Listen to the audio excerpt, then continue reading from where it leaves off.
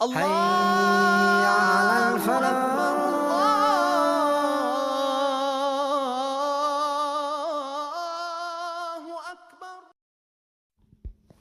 ቢስሚላህ ወልሐምዱሊላህ ወሰላቱ ወሰላሙ አላ ነቢይና ወአላ አሊሂ ወአስሐቢሂ ወመን ዋላ ፈሰላሙን ላይ አለይኩም ወራህመቱላሂ ወበረካቱ። ያ ሙስሊሙን ሙስሊማት እንዲሁም ይህን መርሃ ግብር የምትከታተሉ ክርስቲያን ታዳሚዎች ሁላችንም ሰላም ብያለሁ። ኢንሻአላህ የዛሬ አርዕስታችን እውን ኢየሱስ አብ ነውን የሚል ነው። ራሱ በተለይ ይሄ ትኩረት የሚያደርገው የሐዋርያት ቤተክርስቲያን በተለምዶ ኦንሊ ጂሰስ ወይም ደግሞ ኢየሱሳውያን የሚባሉት ለነሱ ነው። ሆኖም ቀረ ግን ክርስቲያኖችም ለኢየሱስ አምላክነት ስለሚጠቀሙበት ይህን ጥቅስ በአንድ ድንጋይ ሁለት ወፍ ነውና ለሁለቱም ነው የሚሆነው ማለት ነው። ኢየሱስ ዮሐንስ ወንጌል ምዕራፍ 14 ቁጥር 8 ላይ ፊልጶስም ጌታ ሆይ አብን አሳየንና ይበቃናል አለው። ኢየሱስም አለው አንተ ፊልጶስ ይህን ያህል ዘመን ከእናንተ ጋር ስለሆነ አታውቀኝምን? እኔን ያየ አብን አይቷልና ይላሉ። አሁን ፕሮቴስታንቶች እኔን ያየ አብን አየ የሚለው ለኢየሱስ አምላክነት ሲጠቀሙበት፣ ኦንሊ ጂሰሶች ደግሞ በተለምዶ የሐዋርያት ቤተክርስቲያን ኢየሱስ አብ ነው ለሚለው ትምህርታቸው የሚያስቀምጡበት ነገር ነው ማለት ነው። እስቲ እንመልከተው። ዮሐንስ ወንጌል ምዕራፍ 14 ከቁጥር 7 እስከ 9 ድረስ እንመልከት። እኔም ብታውቁ አባቴን ደግሞ ባወቃችሁ ነበር፣ ከአሁን ጀምሮ ታውቁታላችሁ አይታችሁትማል አለው ይላል። ከዛ ፊልጶስም ጌታ ሆይ አብን አሳየንና ይበቃናል አለው። ኢየሱስም አለው አንተ ፊልጶስ ይህን ያህል ዘመን ከእናንተ ጋር ስኖር አታውቀኝምን? እኔን ያየ አብን አይቷል ይላል። እኔን ያየ አብን አይቷል ማለት እኔ አብ ነኝ ማለት ወይም እኔ አምላክ ነኝ ማለት አንድ የሚሆነው በምን ሂሳብ ታስቦ ነው የምንለው ብለን የምንጠይቀው። ኢየሱስ እናንተን የሚቀበል እኔን ይቀበላል ብሏል እና ሐዋርያት ኢየሱስ ናቸው። ለምሳሌ ማቴዎስ ወንጌል ምዕራፍ 10 ቁጥር 40 ላይ እናንተን የሚቀበል እኔን ይቀበላል፣ እኔን የሚቀበል የላከኝን ይቀበላል። ስለዚህ እኔን የሚቀበል የላከኝን ይቀበላል ማለት ኢየሱስ አብ መሆኑን ያሳያል ወይ ነው ጥያቄ። አዎ አያሳይም ከተባለ እንግዲያስ እናንተን የሚቀበል እኔን ይቀበላል ማለት ሐዋርያቶች ኢየሱስ ናቸው፣ ኢየሱስ ሐዋርያት ናቸው ማለት እንዴት ነው የሚሆነው?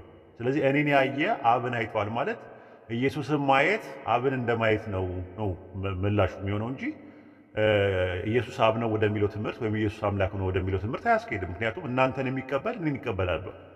ሐዋርያትን መቀበል ኢየሱስን እንደመቀበል ነው የሚቆጠረው በሚል ሂሳብ ነው የምንረዳው እንጂ በሌላ ነገር አለ። ግራመሩ አንድ ነው።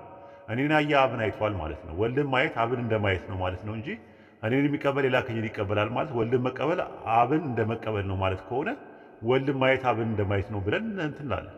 የሉቃስ ወንጌል ምዕራፍ 10 ቁጥር 16 ላይ ይዩት። የሉቃስ ወንጌል ምዕራፍ 10 ቁጥር 16 ላይ እናንተን የጣለ እኔን ይጥላል፣ እኔን የጣለ የላከኝን ይጥላል አለ። እናንተን የጣለ እኔን ይጥላል ማለት ሐዋርያትን መጣል ኢየሱስ እንደመጣል ነው ማለት ከሆነ እንግዲያውስ እኔን ያየ አብን አይቷል ማለት ወልድን ማየት አብን እንደማየት ነው በሚል እንረዳዋለን። እኔን የጣለ የላከኝን ይጥላል ማለት ወልድን መጣል አብን እንደመጣል ነው ማለት ከሆነ ወልድን ማየት አብን እንደማየት ነው ብለን እንረዳለን።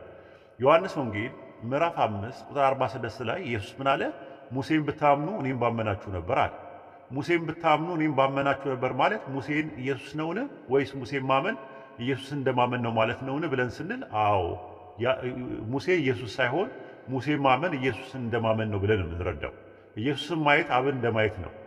ኢየሱስን ማወቅ አብን እንደማወቅ ነው። ኢየሱስን መጥላት አብን እንደመጥላት ነው ብለን ነው የምንረዳው። ዮሐንስ ወንጌል ምዕራፍ 12 ቁጥር 45 ላይ እኔን የሚያይ የላከኝን ያያል።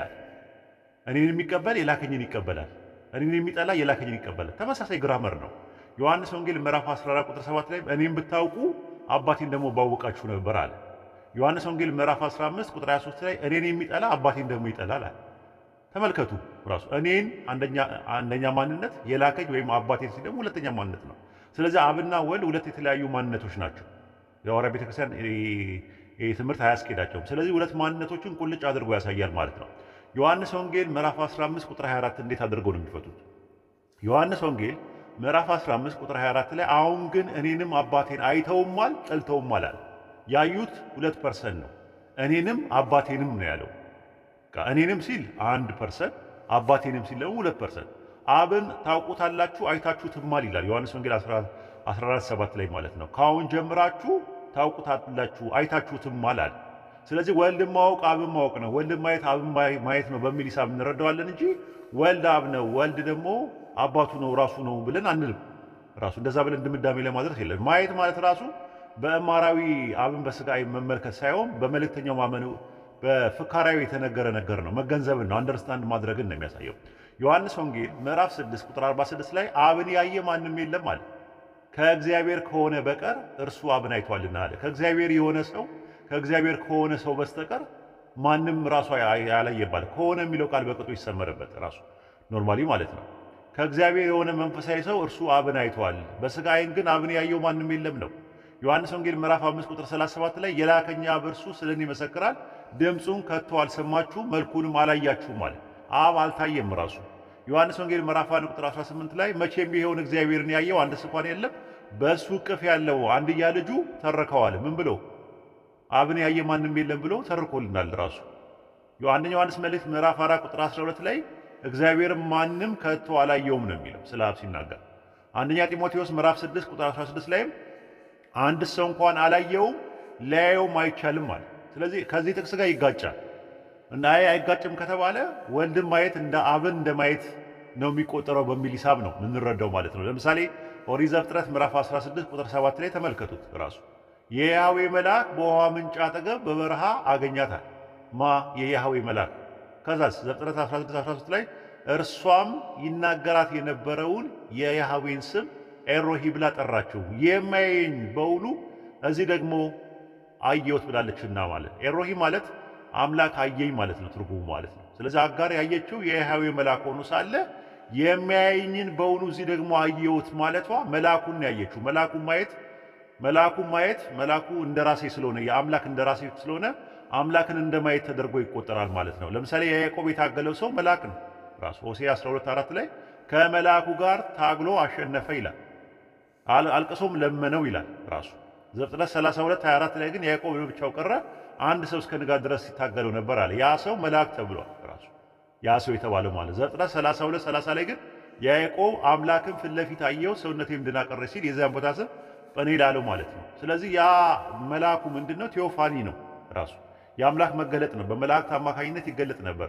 መልአኩን ስትነኩ ከመልአኩ ጋር ሲታገል ከአምላክ ጋር ታገለ ተብሏል። መልአኩ አምላክ ሆኖ ሳይሆን መልአኩን መታገል አምላክን መታገል በሚል ሂሳብ ነው የምንረዳው ማለት ነው። መልአኩን ማየት አምላክን እንደማየት ተደርጎ ነው የሚቆጠረው። ልክ መጽሐፈ መሳፍንት ምዕራፍ 14 ቁጥር 21 እና 22 ስትመለከቱ ያን ጊዜ ማኑኤል የያህዌ መልአክ መሆኑን አወቃለ። ማኑኤል ሚስቱን አምላክን አይተናልና ሞትን እንሞታለን አላት ማለት። ያዩት ግን መልአኩን ነው። ስለዚህ መልአኩን ማየት አምላክን ማየት ነው በሚል ነው አይሁዳውያኖች የሚረዱት እንጂ መልአኩ ራሱ አምላክ ነው የሚል ትምህርት በአይሁዳውያኖች ትምህርት ውስጥ የለም ራሱ ከጥንትም ጀምሮ ማለት ነው። ኦሪት ዘጸአት ምዕራፍ 3 ቁጥር 2 ላይም ተመልከቱ የያህዌ መልአክ በእሳት ነበልባል በእሾህ ቁጥቋጦ መካከል ታየዋል። ቁጥር 6 ላይ ሙሴም ወደ አምላክ ያይ ዘንድ ፈርቷልና ፊቱን ሸፈናል። ስለዚህ አሁን መልአኩን ማየት አምላክን በማየት ነው የምንረዳው። ልክ አሰሪዮተ አምላክ ቴዎፋኒ ናቸው መላእክት ብለን ምንለው ለዛ ነው ራሱ። ለዛ ነው መላእክቶችም እኮ አምላክ የተባሉት ራሱ ኖርማሊ። መዝሙረ ዳዊት ምዕራፍ 8 ቁጥር 5 ላይ ከአማልክት ይልቅ እጅግ ጥቂት አሳነስከው ይላል። መዝሙረ ዳዊት ምዕራፍ 138 ቁጥር 1 ላይ በመላእክት ፊት እዘምራለሁ የሚለው በአማልክት ፊት ነው የሚለው። የዕብራይስጡ ኤሎሂም ነው እያለ የሚያስቀምጠው። ኤሎሂም ደግሞ የኤሎሃ ብዙ ቁጥር ስለሆነ እያንዳንዱ መልአክ ኤል የሚል ስም አላቸው ራሱ ስማቸው። ገብርኤል፣ ሚካኤል፣ ሩፋኤል፣ ፋኑኤል፣ ራጉኤል ይባላሉ በትውፊት ደረጃ ማለት ነው። ሌሎቹ ስማቸው የተጠቀሰው ሁለት ናቸው፣ ሚካኤልና ገብርኤል ናቸው። ሌሎቹ ደግሞ በመጽሐፈ ሄኖክ ላይም እናገኛቸዋለን፣ በመጽሐፈ ጦቢት ላይም በመጽሐፈ ዕዝራ ሱቱኤል ላይ ምናምን እናገኛቸዋለን። አንደኛ ሳሙኤል ለምሳሌ አንደኛ ሳሙኤል ምዕራፍ 4 ቁጥር 6 ላይ እዩት። የያህዌ ታቦትም ወደ ሰፈሩ እንደገባ አስተዋሉ ይላል። ከዛስ ቁጥር 7 ላይ ፍልስጤማውያንም ፈርተው አምላክ ወደ ሰፈሩ ገብቷል አሉ ይላል። የገባው ታቦቱ ነው ራሱ ኖርማል። ታቦቱ ግን ምንድነው? ገባ ለሚለው ቃል የገባው ቃል እዚህ ጋር ባ ነው፣ በዕብራይስጥ መጣ ማለት ነው። ወደ ሰፈሩ የመጣው ማን ነው? ታቦቱ ነው ወይስ አምላክ ነው ስንል የታቦቱን መምጣት የአምላክ መምጣት እንጂ ታቦቱ አምላክ ካልሆነ መላእክትም ያህዌ አይደሉም ማለት ነው። በተመሳሳይም ኢየሱስ ወይም የባህሪ አምላክ አይደለም ማለት ነው። ሌላ ምሳሌ እናቀርብ ራሱ ለምሳሌ ጳውሎስ አማኞችን ያሳድድ ነበር። ነገር ግን ጳውሎስ ምን አለው? ስለምን ታሳድደኛለህ አለው። አንተ የምታሳድደኝ እኔ ኢየሱስ ነኝ አለው ይላል ገላትያ 1:23 ላይ። ቀድሞውኑ እኛን ያሳድድ ነበር አለ። አሳዳጁ ማን ነው? ጳውሎስ ነው። የሚያሳድደው ማን ነው? አማኞችን ነው ሲያሳድድ የነበረው። ሐዋርያ ሥራ 26:11 ላይ ግን ምን አለ?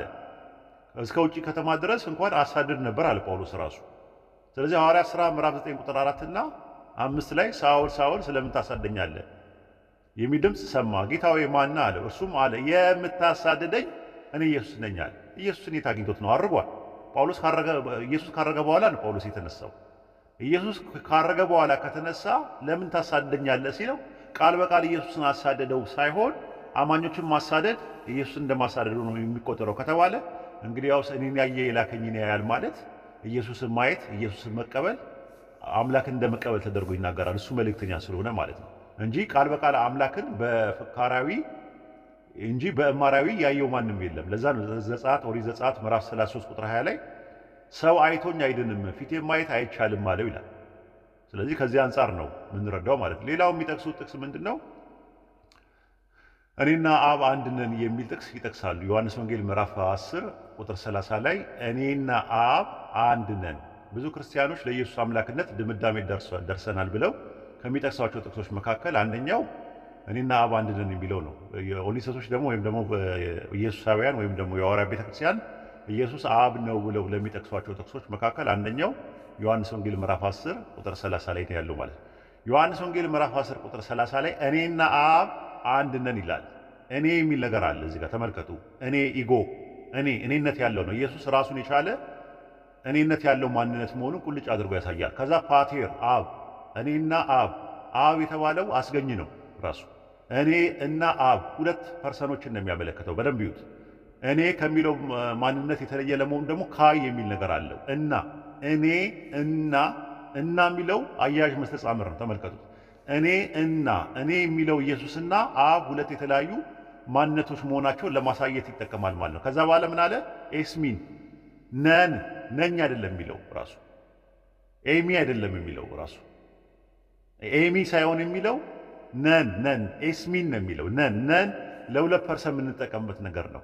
ነን ተብሎ አንድ ፐርሰን የሚባል ነገር የለም። ስለዚህ የሐዋርያት ቤተክርስቲያን ትምህርት እዚህ ጋር ይሾቃል ማለት ነው ራሱ። ኖርማሊ ነን የሚለው የብዜት አያያዥ ግስ ይጠቀማል። እኔ አብ ነኝ አላለም። እኔ አብ ነኝ ለማለት ቢፈልግ ኖሮ ኤጎ ኤሚ ሆፓቴር ነው ማለት ያለበት። እኔ አብ ነኝ ማለትና እኔና አብ አንድ ነን ኢጎ ካይ ሆፓቴር ሄን ኤስሜን ነው የሚለው ራሱ። ሄን ኤስሜን ነው የሚለው እኔና አብ አንድ ነን ነው ያለው ራሱ። እና ሁለት የተለያየ ትርጉሞች ናቸው ራሱ። ኤጎ ኤሚ ሆፓቴር እና ኤጎ ካይ ሆፓቴር ሄን ኤስሜን ማለት ይለያያል። እኔ አብ ነኝ ማለትና እኔና አብ አንድ ነን ማለት ሁለት የተለያየ ትርጉም ናቸው ማለት ነው። ስለዚህ ኢየሱስ አብ ወይም አምላክ ለሚለው ሙግት ነን ማስረጃ መሆን አይችልም ማለት ነው። ሄን ማለት ደግሞ አንድ ማለት ነው። አንድ ማለት ሲሆን የአብና የኢየሱስ የዓላማ አንድነትን ለማሳየት የገባ እንጂ የመለኮትን አንድነት ለማሳየት የገባ በፍጹም አይደለም። ለምን?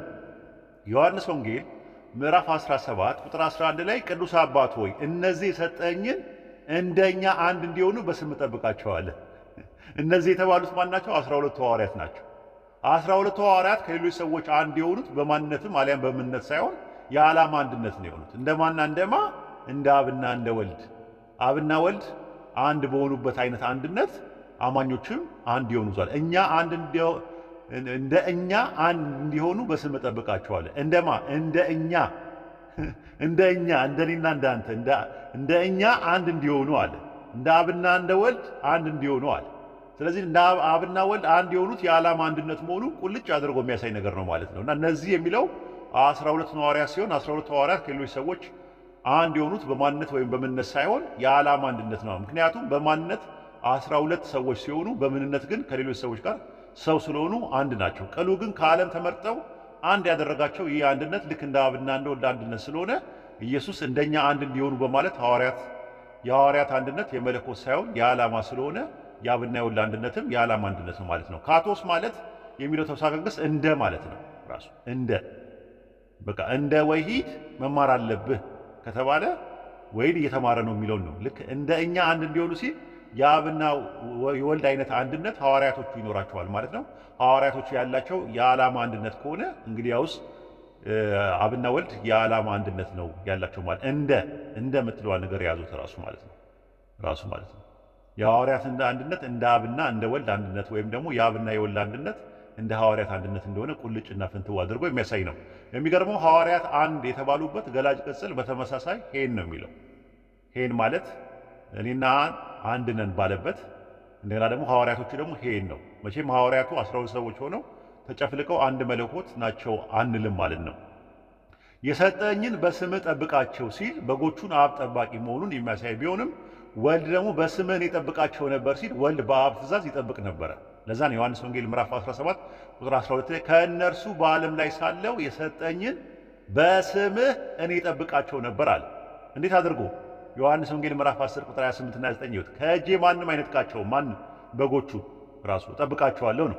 የሰጠኝ አባቴ ከሁሉ ይበልጣል፣ ከአባቴም እጅ ማንም ሊነጥቃቸው አይችልም አለ። ሊነጥቃቸው ማንም አይችልም አለ። ከአባቴም እጅ ማንም ሊነጥቃቸው አይችልም ካለ ምንድነው? እዛ ጋር ከአባቴም እጅ ከኔም እጅ ሲል በእረኝነት ደረጃ በዓላማ ራሱ ይጠብቁ ነበር ማለት ነው። አብና ወልድ ይጠብቁ ነበር። ከእጄ ማንም አይነጥቃቸውም ሲል የወልድን እረኛ መሆን የሚያሳይ ሲሆን ከአባቴም እጅ ሊነጥቃቸው ማንም አይችልም ሲል የአብ ጥበቃ የሚያሳይ ነው። ይህን ካለ በኋላ ምን አለ? እኔና አብ አንድ ነን በማለት ዓላማቸው አንድ እንደሆነ ያስረዳል።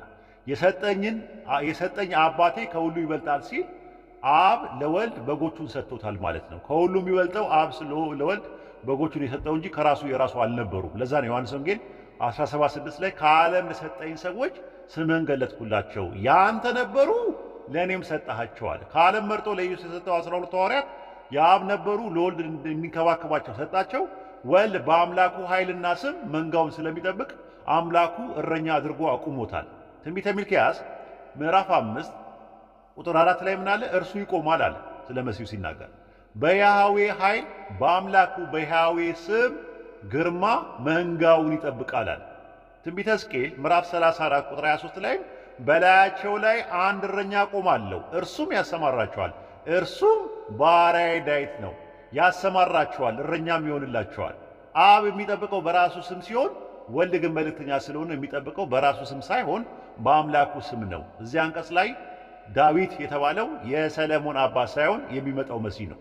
አይሁዳኖችም በዚህ ይስማማሉ። ሌላ ተመሳሳይ የሰዋሰው አወቃቀር ጳውሎስና አጵሎስ ሁለት የተለያዩ ሰዎች ሲሆኑ በወንጌል የዓላማ አንድነት ነበራቸው።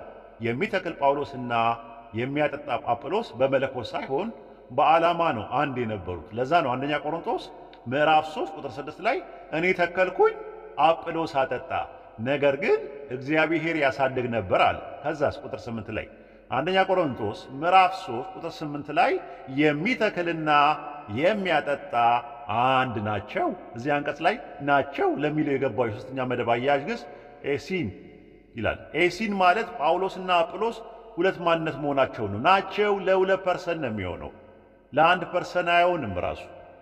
ስለዚህ ናቸው የሚለው ጳውሎስና አጵሎስ ሁለት ማንነት መሆናቸው እንደሚያሳይ ሁሉ ነን የሚለው የገባው ቃል የመጀመሪያው መደብ አያያዥ ግስ ላይ ኤስሜን ነው የሚለው፣ እኔና አብ አንድ ነን። ስለዚህ ወልድና አብ ሁለት ማንነቶች መሆናቸውን ያሳያል።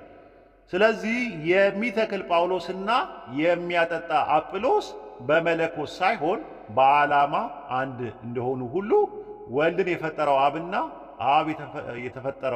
በአብ የተፈጠረው ወልድ በዓላማ አንድ ናቸው ማለት ነው። ለዛ ነው እግዚአብሔርና ለሄኖክ የተገለጠው መልአክ አንድ ናቸው የተባለው። ለምሳሌ መጽሐፍ ሄኖክ ምዕራፍ 16 ቁጥር 39 ላይ ይዩት። አይ ቲንክ ፕሮቴስታንትና የሐዋርያ ቤተክርስቲያን ባይቀበሉትም ኦርቶዶክሶች ስለሚቀበሉት ኦርቶዶክሶች እንደ ሪፈረንስ ያዩት። ከኔ ጋር የሚኖር ከእግዚአብሔር ጋር አንድነት ያለው መልአኩ እነዚህ ሁለት ሐዋርያዎች በእግዚአብሔር ገናናነት ተጠብቀው የእግዚአብሔር መቅሰፍት እንዳታደርግባቸው ይመገቡ ዘንድ የተዘጋጁ ናቸው አለኛል። ተመልከቱ፣ ከእግዚአብሔር ጋር አንድነት ያለው መልአክ አለ። ስለዚህ ከእግዚአብሔር ጋር አንድ የሆነው መልአክ ሲባል የዓላማ ነው፣ ከዓላማ ነው። ከእግዚአብሔር ጋር አንድነት ያለው መልአኩ ስለተባለ እግዚአብሔርና መልአኩ በመለኮት አንድ ናቸው ወይም በአካል አንድ ናቸው ተብሎ ካልተባለ ባየውም መልአኩ ከእግዚአብሔር እየሰማ የሚናገር ፍጡር ነው ከተባለ በተመሳሳይም ወልድ ከአብ እየሰማ እንጂ ከራሱ ምንም ነገር ስለማይናገር ከአብ ጋር በዓላማ አንድ ናቸው ነው የምንለው። ለዛ ነው ዮሐንስ ወንጌል ምዕራፍ 14 ቁጥር 10 ላይ እኔ የምነግራችሁ ቃል ከራሴ አልናገረውም አለ። ዮሐንስ ወንጌል ምዕራፍ 14 ቁጥር 4 ላይ የምትሰሙት ቃል የላከኝ አብ እንጂ የኔ አይደለምና አለ። ስለዚህ እሱ አይደለም፣ የዓላማ አንድነት አለው ማለት ነው። ዮሐንስ ወንጌል ምዕራፍ 12 ቁጥር 49 ላይ እኔ ከራሴ አልተናገርኩምና አለ፣ ነገር ግን የላከኝ አብ እርሱ የምለውንና የምናገረውን ትእዛዝ ሰጠኛል። ዮሐንስ ወንጌል ምዕራፍ 7 ቁጥር 16 ላይ ስለዚህ ኢየሱስ መለሰ እንዲህ አላቸው፣ ትምህርቴ ከላከኝ ነው እንጂ ከኔ አይደለም አለ።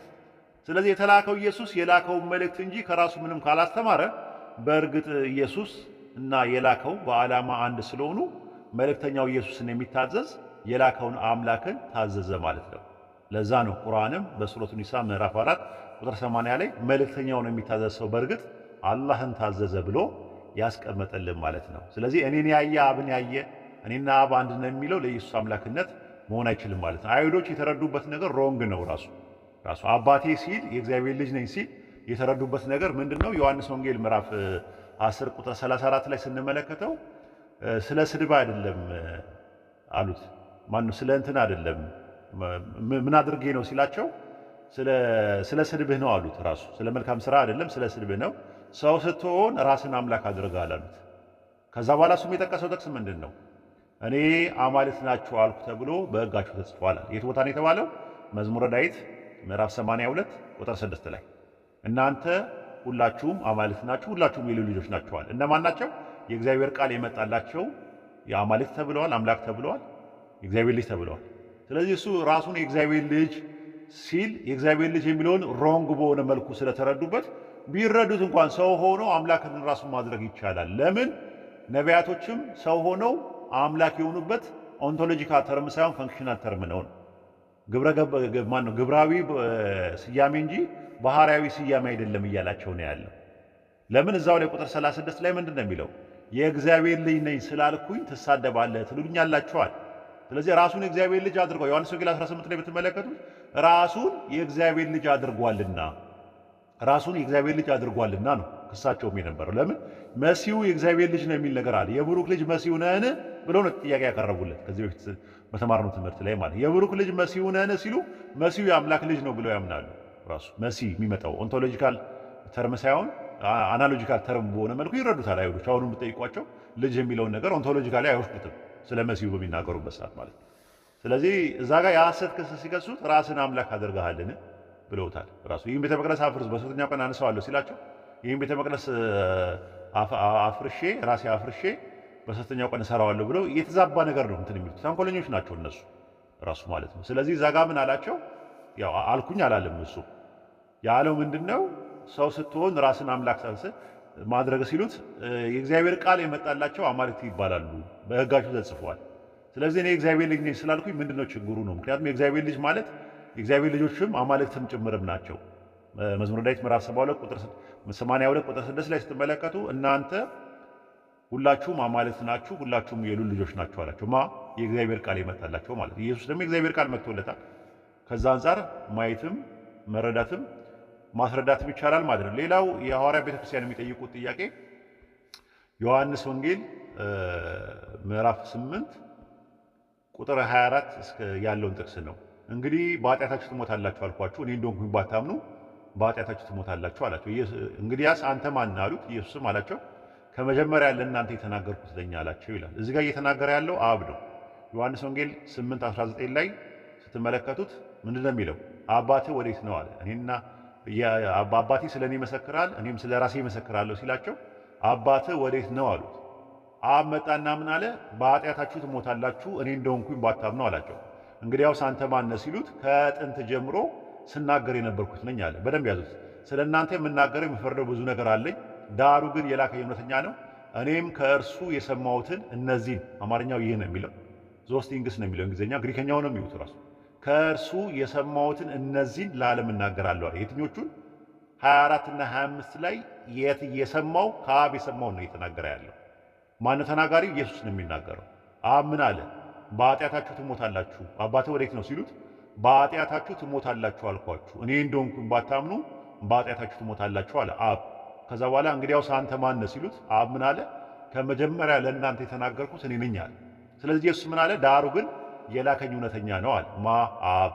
እኔም ከእርሱ የሰማሁትን እነዚህን ለዓለም እናገራለሁ አለ። ይህን የሚለው አማርኛ ነው። እንግሊዝኛውና ግሪከኛው ነው ራሱ እነዚህን ነው የሚለው። የቶቹ 24 እና 25ን ያሉትን የሰማሁት ሰምቼ እያስተላለፍኩኝ ነው አለ ኢየሱስ። ስለዚህ ኢየሱስ አብ ለመሆኑ ማስረጃ የጥቅስ በፍጹም አይሆንም ራሱ። ለምን? በኃጢአታችሁ ትሞታላችሁ እኔ እንደሆንኩኝ ባታምኑ በኃጢአታችሁ ትሞታላችሁ ሲላቸው እንግዲያውስ አንተ ማን ነህ ሲሉት ከጥንት ጀምሮ ስናገር የነበርኩት ነኝ አለ። ከዛስ የላከኝ እውነተኛ ነው እኔም ከእርሱ የሰማሁትን አለ። እንግዲህ ኢየሱስ የሚሰማ ከሆነ እንዴት ነው አብ የሚሆነው? ከማን ነው የሚሰማው? ከእርሱ ከላከኝ የሰማውን የተናገርኩት አለ። ምንድን ነው የሰማው? እነዚህን አለ። የትኞቹ? 24 እና 25 ላይ ያለው። ከዛ 27 ላይ ስለ አብ እንደነገራቸው አላስተዋሉም ማለት አብ ነበር ሲናገር የነበረው። ለዛ ነው ዕብራውያን አንዳንድ ላይ እግዚአብሔር ከጥንት ጀምሮ ለአባቶቻችን በነቢያት ተናግሮ አለ። ከዛ ደግሞ ሁሉን ወራሽ ባደረገበት ዘመናትን ባደረገበት በልጁ በዚህ ዘመን መጨረሻ ለኛ ተናገረናል። የቱ ጋር? ይኸው እዚህ ጋር በልጁ እየተናገረ ነው። ስለዚህ በልጁ ተናገረ። ጥንት ሲናገር የነበረው ከጥንት ጀምሮ አለ። ስለዚህ ምን አለ እዛ ጋር? ከጥንት ጀምሮ ለእናንተ የተናገርኩት ነኝ አለ። ከጥንት ጀምሮ ለእናንተ የተናገርኩት ነኝ የሚለው አብ ነው። ለዛ ነው እዛ ጋር ስለ እናንተ የምናገረው የምፈርደው ብዙ ነገር አለኛል። ከየት አምጥቶ ነው የሚፈርደው? ዮሐንስ ወንጌል ምዕራፍ 5 ቁጥር 30 ላይ እኔ ከራሴ አንዳች ላደርግ አይቻለኝም አለ። እንደሰማው ምን እላለሁ? እፈርዳለሁ አለ። ከማን ነው የሚሰማው? ዮሐንስ ወንጌል ምዕራፍ 8 ቁጥር 40 ላይ ከእግዚአብሔር ሰምቼ የነገርኳችሁ ሰው ልትገሉኝ ትፈልጋላችሁን? አለ። ከእግዚአብሔር ሰምቼ የነገርኳችሁ ሰው፣ ያ ሰው፣ ያ ነቢይ፣ ያ መልእክተኛ ከእግዚአብሔር እየሰማ ነው የሚፈርደው። እኔ እንደሰማው ፈርዳለሁ አለ። ስለ እናንተ የምናገረው የምፈርደው ብዙ ነገር አለኝ አለ። ከየት ነው የምታመጣው ፍርዱን? እንደሰማው ፈርዳለሁ አለ። ከአብ ነው የሚሰማው። ዳሩ ግን የላከኝ እውነተኛ ነው አለ። እኔም ከእርሱ የሰማሁትን እነዚህን ዴሞንስትሬቲቭ ፕሮናውን ነው የሚጠቀመው። አመልካች ተውላጠ ስም ነው የሚጠቀመው። ራሱ ብዜት ያለው አመልካች እነዚህን አለ። የትኞቹን? 24 እና 25 ላይ ያሉትን እናገራለሁ አለ። ከማን ነው የሰማሁት አለ? ከእርሱ የሰማሁት አለ። ከእርሱ የሰማሁት የሚለው አብን ከሆነ የሚያመለክተው አብ ምን አለ? በኃጢአታችሁ ትሞታላችሁ እኔ እንደሆንኩኝ ባታምኑ አለ። እርሱ እኔ እንደሆንኩኝ ባታምኑ በኃጢአታችሁ ትሞታላችሁ ነው የሚለው እንግሊዝኛው ራሱ ኖርማሊ ማለት ነው።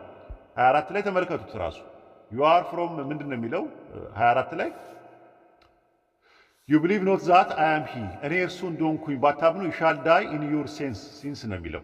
በኃጢአታችሁ ትሞታላችሁ እኔ እርሱ እንደሆንኩኝ ባታምኑ። አይ ቲንክ 1980 ትርጉም ይሁን አዲሱ መደበኛ ትርጉም ይሁን ተመሳሳይ ነገር ነው የሚናገረው። እኔ እርሱ እንደሆንኩኝ ባታምኑ በኃጢአታችሁ ትሞታላችሁ አላቸው አብ። ከዚያ እንግዲያውስ አንተ ማን ነህ ሲሉት አብ ምን አለ? ከመጀመሪያ ከጥንት ጀምሮ ለእናንተ ስናገር የነበርኩት ዘ ቢጊኒንግ ወይም ደግሞ አርኬ የሚለው ነገር ወይም አርኬ የሚባለው ነገር ከመጀመሪያ ለእናንተ የተናገርኩ ከጥንት ጀምሮ ስናገር የነበርኩት ነኝ አለ። ዕብራውያን አንዳንድ ላይ የዕብራውያን ጻፊ መጣና ከጥንት ጀምሮ እግዚአብሔር ወይም ከመጀመሪያ ኢን ዘ ቢጊኒንግ ምን አለ? ለአባቶቻችን በነቢያት ሲናገር የነበረው አሁን ደግሞ በልጁ በዚህ ዘመን መጨረሻ ለኛ ተናገረ። የቱ ጋር ተናገረ ስንል ይኸው እዚህ ጋር እየተናገረ ነው ራሱ። ምን አለ? በኃጢአታችሁ ትሞታላችሁ አልኳችሁ እኔ እንደሆንኩኝ ባታምኑ በኃጢአታችሁ ትሞታላችሁ አላቸው። እንግዲያውስ አንተ ማን ነህ ሲሉት ከጥንት ጀምሮ ለእናንተ ስናገር የነበርኩት ነው። ኢየሱስ መጣና ምን አለ? የላከኝ እውነተኛ ነው እኔም ከእርሱ የሰማሁትን እነዚህን ለዓለም እናገራለሁ። ሰምቶ እያስተላለፈ ነው ያለው ነብይ ስለሆነ መልእክተኛ ስለሆነ ማለት ነው። ስለዚህ ኢየሱስ አብ ነው ለሚለው ትምህርት ወይም ኢየሱስ አምላክ ነው ለሚለው ትምህርት ዮሐንስ ወንጌል ምዕራፍ 10 ቁጥር 30፣ ዮሐንስ ወንጌል ምዕራፍ 14 ከቁጥር 7 እስከ 9 ድረስ ያለው፣ በተመሳሳይ ደግሞ ዮሐንስ ወንጌል ምዕራፍ 8 ቁጥር 24 እና 25 ላይ ያለው ጥቅስ ማስረጃም መረጃም መሆን አይችልም። ይህን ጥቅስ ተንተርሶ ቴዎሎጂያይዝ ማድረግ ወይም ደግሞ የሥላሴ የምንድነው የስነ መለኮትን ቀመር መቀመር አይቻልም። መሞገትም መሟገትም አይቻልም። ከብዙ በጥቂቱ ይህን ይመስላል። ወሰላሙ አለይኩም ወራህመቱላሂ ወበረካቱ። حي على الفلاح